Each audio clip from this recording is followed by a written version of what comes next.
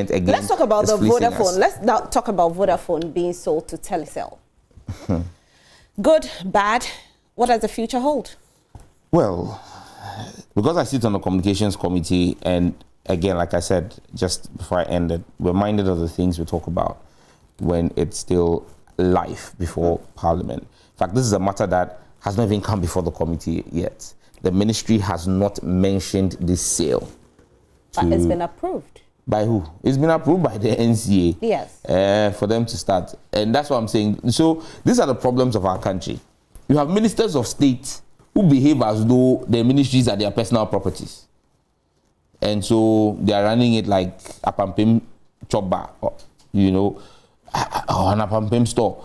You're asking yourself, there's a ministry and a regulator that reports to the people through Parliament.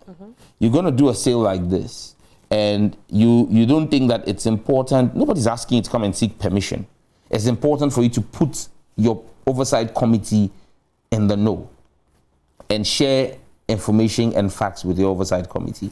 Like I said, I'm going to stay away from going into the main details, but the few issues that automatically, and I've granted interviews on this, even on your sister station, and I've raised the issues. For us as members of Parliament, our interest here is Telecel came in 5 months ago.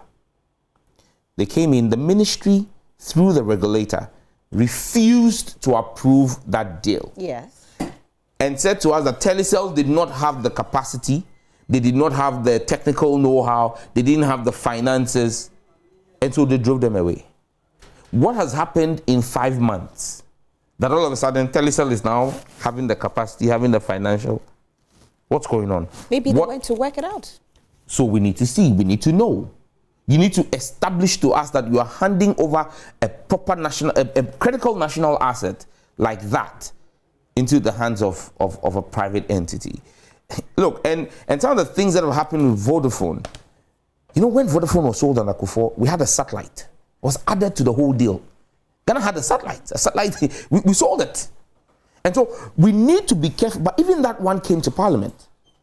If you remember, the Vodafone deal came to Parliament. That was where some $5,000 matter, if you remember, PCRPL free back in the day, came and blew the whistle. But we need to get clarity on this matter. We need to understand, are there going to be job losses? And that for me is extremely critical. Another thing I was going to ask you. We need to know what Telecel is bringing. Are there going to be job losses for Ghanaian workers of Vodafone? If there's going to be job losses, to what extent? So you haven't seen the contract at all? I said nothing has come to... Look, even to...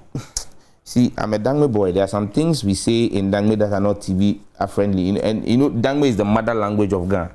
So if you think that Ghana there are things in Ghana that I said, there are things, if I say it now in Dangme, I'm sure NMC will come after you. So as of now, because, you don't know I anything. said, even to call us and say some of those expletives in Ghana and say, look at the documents, we've not been told.